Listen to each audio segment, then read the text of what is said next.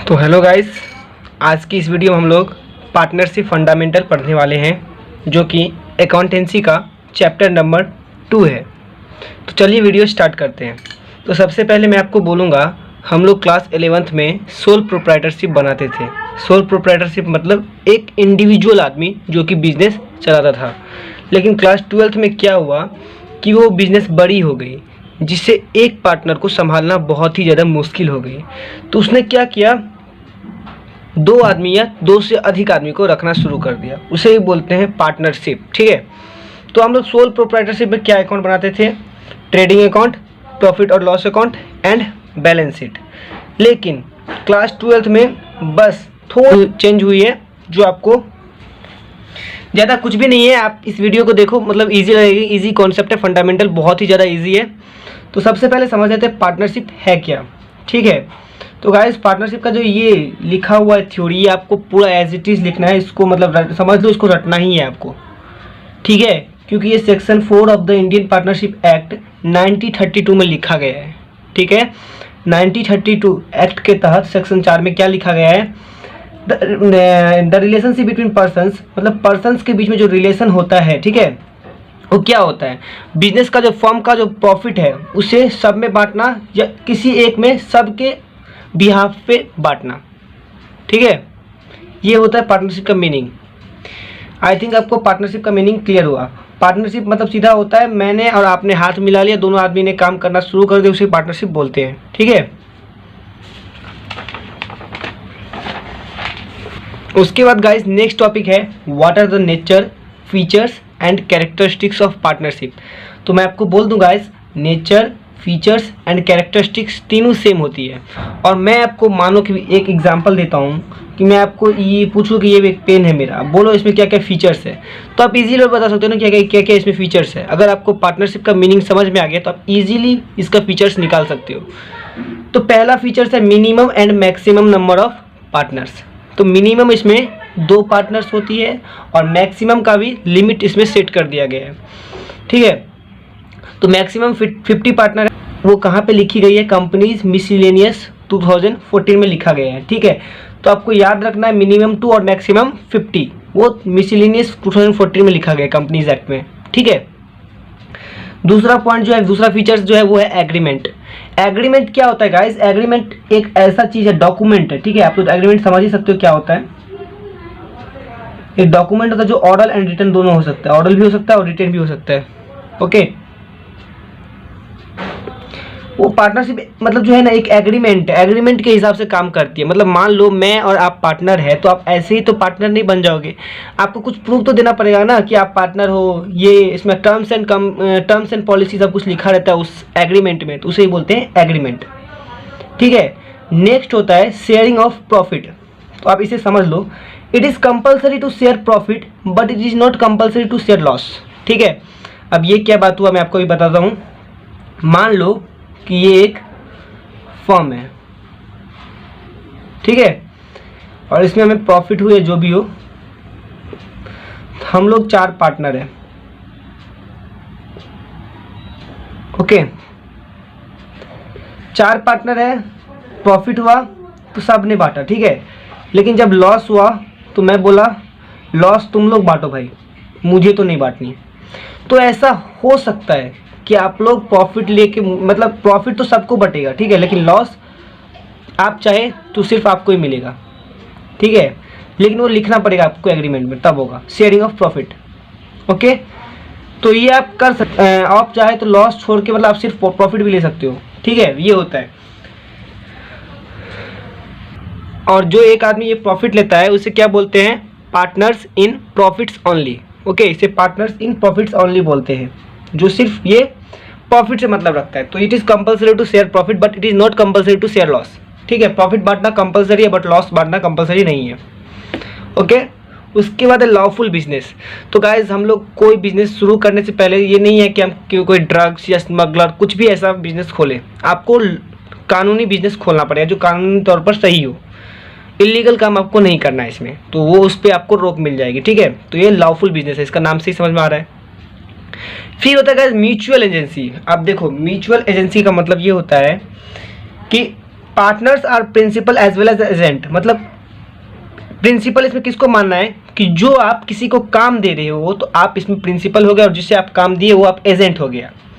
ठीक है, तो मान लो ये आप है, ये आपका मित्र है, और ये आपका मित्र का भी मित्र है। ठीक है, और ये एक फर्म है। तो मान लो आज क्या हुआ कि आज आप नहीं आए बिजनेस में, आप बोले कि तुम दोनों आज बिजनेस संभाल लो, तो आप तो प्रिंसिपल हो लेकिन आप इन दोनों संभाल लेगा। तो ये हो सकता है, इसमें कभी हो सकता है ये ना आए तो आप दोनों को बिजनेस चलाना पड़ेगा, तो ये प्रिंसिपल हो गया, आप दोनों एजेंट हो गए। ठीक है, तो ये काम म्यूचुअल एजेंसी हो सकती है पार्टनर में। तो यही इसकी कुछ फीचर्स थी जो मैंने आपको अच्छे से बता दिया। नेक्स्ट टॉपिक है राइट्स ऑफ पार्टनर। तो गाइस, राइट का मतलब क्या होता है? राइट्स का मतलब अधिकार या हक। आपका क्या अधिकार है पार्टनरशिप में या क्या हक है, उसे ही बोलते हैं राइट्स ऑफ पार्टनर। ठीक है, तो पहला जो राइट्स है, rights to be consulted about affairs of the business. ठीक है, आपका ये अधिकार है कि बिजनेस को कैसे बढ़ाना है, आप अपना जो एडवाइस है वो दे सकते हो बिजनेस में, आपका अधिकार है, एडवाइस आप दे सकते हो। ठीक है, नेक्स्ट है right to inspect books of account. आपका ये भी अधिकार है कि आप अपना जो मैनेजमेंट है उसका बुक देख सकते हो कि क्या जर्नल है, क्या लेजर है, क्या दिक्कत है, ये सब कुछ आप चेक कर सकते हो, ये आपका भी हक है। ठीक है, और नेक्स्ट जो है वो है right to participate in management. अब इसका मतलब क्या होता है? देखो, राइट टू पार्टिसिपेट मतलब कि मान लो कि कभी अभी मान लो एक डिसीजन हो रहा है, कि कुछ भी डिसीजन हो या मतलब बिजनेस में चलो, तो वहाँ पे आप पार्टिसिपेट ले सकते हो। मतलब मैनेजमेंट में कुछ भी डिसीजन लिया जा रहा है तो वहाँ पे आप इजीली पार्टिसिपेट ले सकते हो, ये आपका अधिकार है। ठीक है, नेक्स्ट है राइट टू शेयर प्रॉफिट और लॉस विथ अदर। आपका हक है कि आप प्रॉफिट और लॉस एक साथ बांटे। ठीक है, ये आपका अधिकार है। फिर लास्ट पॉइंट जो है right to not to allow admission of a new partner. अब देखो इसका मतलब क्या होता है, आप हो टोटल 10 पार्टनर मान लो,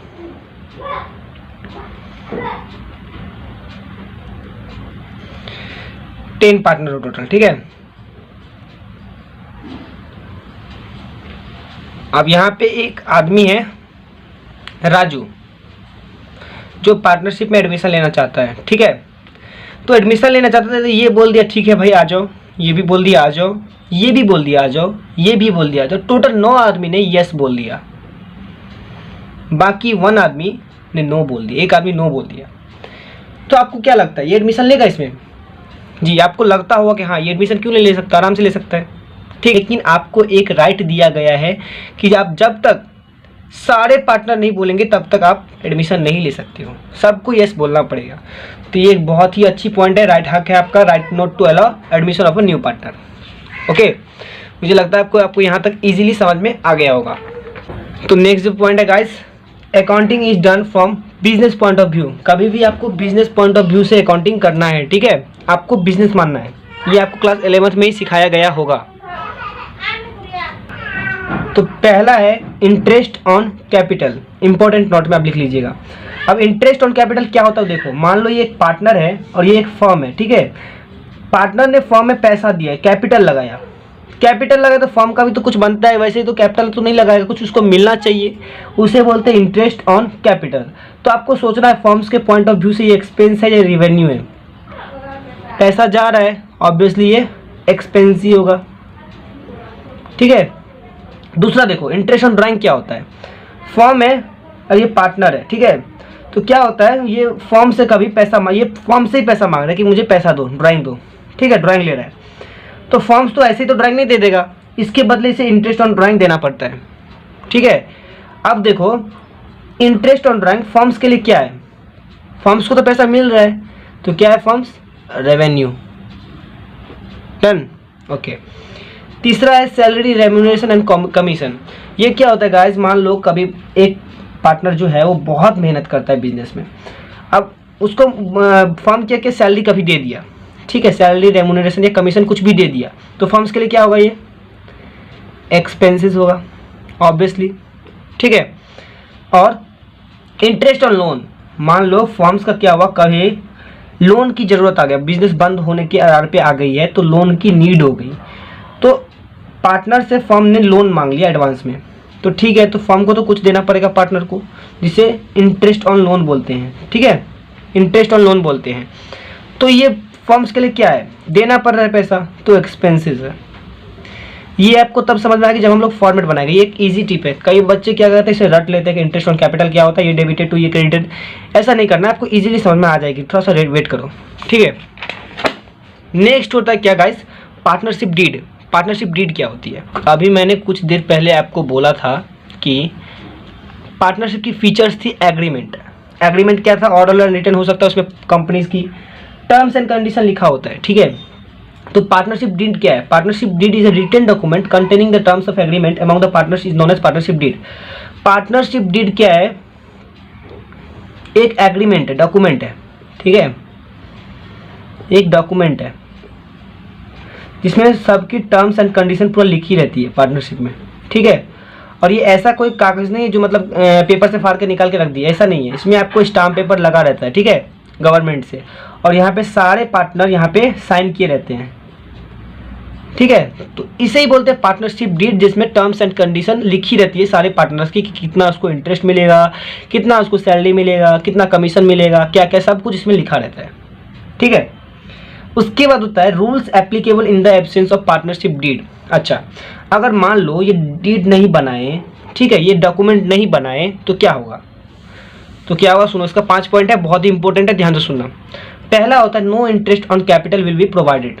अगर लिखा नहीं है, डॉक्यूमेंट नहीं है, पार्टनरशिप डीड नहीं है, तो कोई इंटरेस्ट ऑन कैपिटल किसी को नहीं मिलेगा, ठीक है।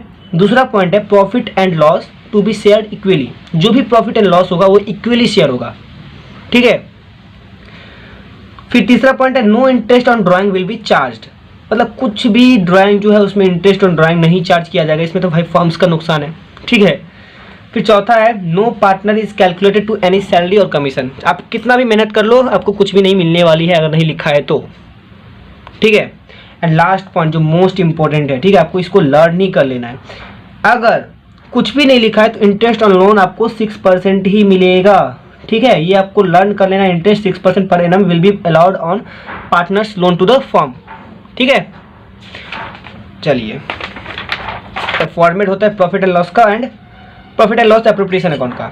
तो प्रॉफिट एंड लॉस का फॉर्मेट आपने क्लास 11th में अच्छे से पढ़ लिए होंगे, या भूल भी गए होंगे तो कोई बात नहीं, यहाँ पे आपको सब कुछ याद आ जाएगी, ठीक है। सबसे पहले तो ग्रॉस लॉस लिखते थे। यहाँ पे जो ग्रॉस वो होता था, मतलब जो भी ग्रॉस लॉस निकलता था वो यहाँ पे लिखते थे, जो भी ग्रॉस प्रॉफिट होता था यहाँ पे लिखते थे, ठीक है। वो लिखने के बाद जो भी इनडायरेक्ट खर्चे होते थे और जो भी इनडायरेक्ट मतलब प्रॉफिट होते थे हम ये ऐसे लिखते थे। और profit and loss account nominal account है, यहाँ पे एक्सपेंसेस होता है और लॉसेस होता है, और यहाँ पे इनकम होता है, मतलब यहाँ पे नुकसान होता है और यहाँ पे प्रॉफिट होता है, सो होता है, ठीक है। और जो प्लस माइनस करके जो बैलेंस फिगर बचता था उसे net profit and loss, net loss बोलते थे। नेट प्रॉफिट होता था तो इधर आता था, नेट लॉस होता था तो इधर आता था, ठीक है। उसके बाद आता है गाइस पीएल एप्रोप्रिएशन अकाउंट में। तो देखो पीएल एप्रोप्रिएशन अकाउंट क्या है, अभी देखो, अभी मतलब मालूम चलेगा आपको। यहाँ पे क्या होता है गाइस, देखो इंटरेस्ट ऑन कैपिटल फर्म्स के लिए क्या है, एक्सपेंसेस है, और PL appropriation account profit and loss, ये नॉमिनल अकाउंट के रूल से चलता है। जो एक्सपेंसेस इधर शो करता है और इनकम इधर शो करता है, इसीलिए to income and to interest on capital यहाँ पे शो हुआ, ठीक है। उसके बाद था इंटरेस्ट ऑन ड्राइंग जो कि रेवेन्यू है, देखो इंटरेस्ट ऑन ड्राइंग यहाँ पे शो हुआ, ठीक है। उसके बाद है रेमुनरेशन, जो भी मतलब रेमुनरेशन खर्चा पार्टनर्स फर्म्स के लिए एक्सपेंसेस था वो यहाँ पे हम लिख दिए। रेमुनरेशन कमीशन जो भी होता है पार्टनर का, वो भी पार्टनर का रेमुनरेशन होना चाहिए गाइस, ठीक है, ये पार्टनर का होना चाहिए, ठीक है। ये पार्टनर का रेमुनरेशन कमीशन जो भी होगा वही शो होगा, कोई भी सैलरी नहीं शो होगा यहाँ पे, मतलब सिंपल सैलरी दिया वो प्रॉफिट एंड लॉस में ही जाएगा, यहाँ पे नहीं आएगा, ठीक है। तो मान लो ये पैसा जो था, कुछ भी पैसा हमको फर्म्स में था वो हमने रिजर्व के लिए रख लिया, हम रिजर्व के लिए पैसा रख लिया, ठीक है। तो रिजर्व के लिए रखा तो हमको पैसा जा रहा है, तो क्या हुआ, हमारे एक्सपेंस हुआ, तो यहीं पे हम लिखे टू ट्रांसफर टू रिजर्व। ये केस आ सकती है हम लोगों के केस स्टडी में या अकाउंट में, तो हमको ये देखना पड़ेगा। तो रिजर्व भी हम यहाँ पे शो कर दिए। अब आती है गाइस ये चीज़ इंटरेस्ट ऑन लोन जो कि एक्सपेंस है बिजनेस के लिए, ठीक है। लेकिन गाइस आपको समझना पड़ेगा कि ये जो चीज़ था इंटरेस्ट ऑन लोन, ये यहाँ पे ही शो होनी चाहिए, लेकिन ये क्या है, चार्ज अगेंस्ट प्रॉफिट, ठीक है। चार्ज अगेंस्ट प्रॉफिट का मतलब क्या होता है, फर्म्स हैज टू पे इन केस ऑफ लॉस, चाहे लॉस भी होगा उसको पे करना ही पड़ेगा। तो आपको क्लास 12th में 3 चीज़ जो होता है ना वो आपको लिखना पड़ेगा, कि इसमें कन्फ्यूजन नहीं होना चाहिए, ठीक है। तो interest on loan profit and loss में आएगा, जो आपको यहाँ पे कन्फ्यूज कर रहा था, याद रखना आपको बस इंटरेस्ट ऑन लोन यहाँ पे जाएगा, ठीक है, क्योंकि चार्ज अगेंस्ट प्रॉफिट है। और चार्ज अगेंस्ट प्रॉफिट आपको पता चल गया क्या होता है, फर्म हैज़ टू पे इन केस ऑफ लॉस, चाहे लॉस भी होगा उसको पे करना ही होगा। दूसरा होता है मैनेजर कमीशन। तो भैया मैनेजर का कुछ भी हो, सैलरी हो या कमीशन हो तो शो होगा ही, आपको मैंने पहले ही बोल दिया। बस पार्टनर का सैलरी कमीशन यहाँ पे शो होगा, ठीक है, लेकिन मैनेजर्स का कमीशन यहाँ पे शो होगा, ओके। उसके बाद होता है rent paid to partner, partner का कोई भी रेंट पेड किया वो भी यहीं पे शो होगा। ये सब चार्ज अगेंस्ट प्रॉफिट है गाइस, आपको यहाँ पे याद रखना है, ये सब चार्ज अगेंस्ट प्रॉफिट है। ये तीनों केस को आपको यहाँ पे लर्न कर लेना, लर्न नहीं देख लेना है कि इंटरेस्ट ऑन लोन यहाँ पे आएगा क्योंकि ये चार्ज अगेंस्ट प्रॉफिट है, मैनेजर्स कमीशन यहाँ पे आएगा क्योंकि ये चार्ज अगेंस्ट प्रॉफिट है, and rent paid to partner ये भी यहीं पे आएगा क्योंकि ये चार्ज अगेंस्ट प्रॉफिट है, ओके। उसके बाद बात कर लेते हैं एप्रोप्रिएशन ऑफ प्रॉफिट, जो डिस्ट्रीब्यूट होता है। एप्रोप्रिएशन का मतलब क्या होता है, डिस्ट्रीब्यूशन, डिस्ट्रीब्यूट जो होता है पार्टनर में उसे बोलते हैं एप्रोप्रिएट, ठीक है। तो आपको यहाँ तक तो समझ में आ गया। उसके बाद जो भी मनी बच गया यहाँ पे, अगर इस साइड बची तो हो जाएगा to partners capital account, share of profit बांट दो सब में और पार्टनर्स कैपिटल अकाउंट में शो कर दो, ठीक है। और अगर इस साइड बच गया तो उसे बोलते हैं partners capital account share of loss, ठीक है। और कोई भी मान लो guys by balance undistributed profit, मतलब ये होगा कि प्रीवियस ईयर में कुछ ऐसा एडजस्टमेंट बच गया जो हमको लिखना है, तो वो हम यहाँ पे अनडिस्ट्रीब्यूटेड प्रॉफिट लिख सकते हैं, ठीक है। तो गाइस आज के लिए इतना ही काफ़ी है, और नेक्स्ट वीडियो में हम लोग जो फिक्स्ड फ्लक्चुएटिंग ये सब कैपिटल सीखेंगे।